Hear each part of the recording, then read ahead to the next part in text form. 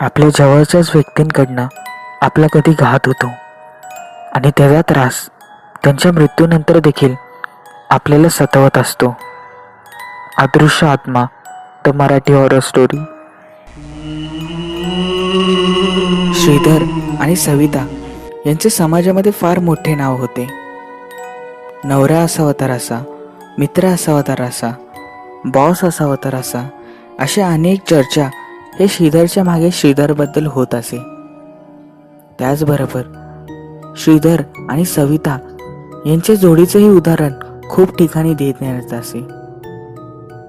श्रीधर हा थोडा भोळ्या मनाचा होता. त्याला कोणाचे दुःख बघवायचे नाही. पण जर तुम्हाला असं वाटत असेल तर हे पूर्णपणे खोटं आहे. श्रीधर हा रोज रात्री आपल्या पत्नीला मारहाण करत असे, तिचा छळ करत असे. पण हे काळं आणि राक्षसी रूप हे केवळ सवितालाच माहीत होते. सविता या रोजच्या त्रासाला कंटाळली होती आणि एक दिवशी तिने घर सोडण्याचा निर्णय घेतला. तिने ही कल्पना आपल्या मैत्रिणींना सांगितली. ती मैत्रीण म्हणजेच कविता आणि निर्मा. त्यांनी समजवण्याचा फार प्रयत्न केला, पण श्रीधरचे खरे रूप कळल्यानंतर त्यांनी देखील तिला साथ देण्याचे ठरवले. ठरल्याप्रमाणे सविता ही घरातून पळून गेली. काही दिवस ती निर्माकडे राहिली. साधारण 3 ते 4 दिवस गेले असतील. निर्मा पळतच आली आणि तिने सांगितले, तुला माहिती का काय झालं? काय झालं? निर्माच्या प्रश्नाला प्रश्न करत सविताने देखील प्रश्न विचारला. अरे तुझा नवरा गेला. तिने सकाळी सुसाईड केले. हे ऐकताच सविताला रडू की आनंदाने खुश हो असे झाले होते. एकीकडे त्याचा छळ, पण बाहेर समाजामध्ये असणारे चांगले नाव, यामुळे ती स्वतःच स्तब्ध झाली होती. पण खऱ्या अर्थाने सविताचे दोन्ही मैत्रीण आणि सविता हे खुशच होते.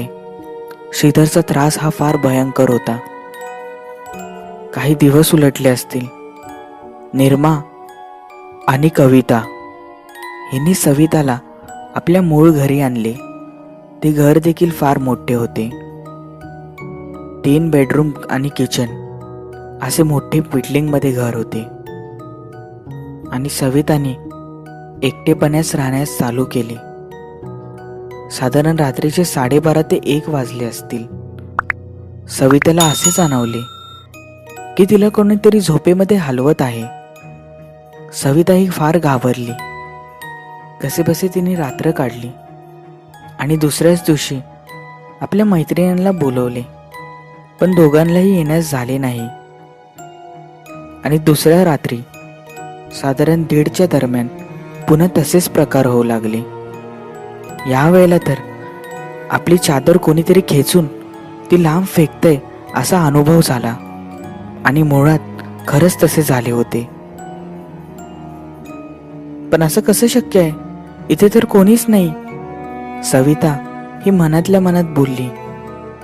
पण सवितेला कळून चुकले की हा काही वेगळाच प्रकार आहे. काही काळ उलटला असेल. तिकडच्या खिडक्या हे स्वतःहून वाजू लागल्या. सविताला कळून चुकले की हा काही भयंकर प्रकार आहे. सविता पळतच ही आपल्या दरवाजाकडे गेली. दरवाजा उघडताच तिने असे पाहिले की तिची दोन्ही मैत्रीण म्हणजेच कविता आणि निर्मा हे आले होते. सविताच्या जीवात जीव आला होता. बरं झालं तुम्ही आलात, नाहीतर आज माझं काही खरं नव्हतं.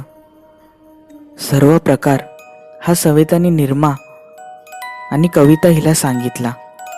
कविताने हसण्यावर नेले. अरे रात्र खूप झाली आहे, चल झोपायला जाऊ. आणि असं बोलताच तिघही आपल्या बेडरूमकडे वळत होते. आणि काही असा प्रसंग घडला जे कविताच्या जीवावर बेतणार होते. हॉलमध्ये बसता असताना ती टीव्ही ही स्वतःहून येऊन कविताच्या डोक्यावर पडली होती. आश्चर्याचं म्हणजे त्या टीव्हीच्या ठिकाणी कोणीच नव्हते. आणि अशा प्रकारे त्या घरामध्ये वेगळा आवाज सुरू झाला. कविता उठ, लवकर उठ, आपण इथून बाहेर निघू. हे प्रकार सर्व चालूच होते. 2 ते 3 फ्लॉवर पॉट हे कविताच्या अंगावर पडले. कोण करतंय हे सगळं? कोण अदृश्य आत्मा आहे? निर्मा ही घाबरतच बोलली, चल लवकर निघ इथून. इकडे कविता ही बेशुद्धीच्या अवस्थेत आली होती. ह्याने दार उघडण्याचा प्रयत्न केला, पण दार हे पूर्णपणे घट्ट बसले होते. बाहेर निघण्याचा कोणताच प्रयत्न आता असफल होत होता. सविता ही सगळ्यात मागे होती. सविताला काहीच कळत नव्हते काय चाललंय. न कळतच सविता ही रडू लागली. निर्माची नजर सविताकडे गेली आणि ती जोरात ओरडली, सविता मागे बघ, लवकर बघ, बाजूला हो. कारण सविताच्या मागे हा मोठा चाकू हा स्वतःहून येत होता. सविता जोरात ओरडली. त्या क्षणी निर्माने एक काठी घेऊन हा तिकडे वार केला. हळूहळू काही असे दिसू लागले जे बघताच ह्या तिघांना भोवळ येऊ लागली.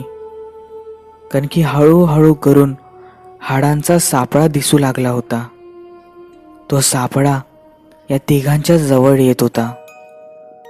अगदी काही सेकंदात तो सापळा तयार झाला होता. इकडे निर्मा आणि सविता जोरजोरात रडू लागले, पण गप्प बसून चालणार नव्हते. म्हणून सविताने आपल्या पर्सनल सेफ्टीसाठी असलेले कटर काढले आणि ते त्या सापळ्याला मारायला चालू केले. हे बघताच निर्मा आश्चर्याने त्या सापळ्याकडे बघू लागली, कारण की त्या सापळ्यामधनं रक्त यायला चालू झाले होते. हे असं उलट का घडतंय हे कोणालाच कळत नव्हते. तो सापळा हसत होता आणि बोलत होता, तुम्ही कोणी इथून जिवंत जाणार नाही, सगळ्यांचा मी जीव घेणार. हळूहळू त्या सापळ्याचा रक्तप्रवाह वाढला होता. दिसायला इतके विचित्र दिसत होते, पण काही वेळाने त्या सापळ्यामधनं मांस येऊ लागला होता. हळूहळू ते मानवी आकाराचे होऊ लागले होते. अगदी काही वेळात ते स्पष्ट दिसले. तो मानवी आकार हा तयार झाला होता. तो दुसरा तिसरा कोणी नसून हा श्रीधरचा होता. यावेळेला श्रीधर हा पूर्ण पांढरा पडला होता. डोळे हे लाल भडक झाले होते. अगदी सविताकडे क्रोधाने बघत होता, पण त्याच्यापेक्षा जास्त राग हा त्याला निर्मा आणि कवितावर होता. क्षणाचाही विलंब न करता तो सविताच्या अंगावर धावून गेला आणि सविताचा गळा पकडू लागला. इकडे कविता ही हळूहळू बेशुद्धीच्या अवस्थेत खाली पडली होती. जे काही करायचे ते निर्मालाच होता. नव्हता तेवढा सर्व जोर हा सविताला वाचवण्यात लावला.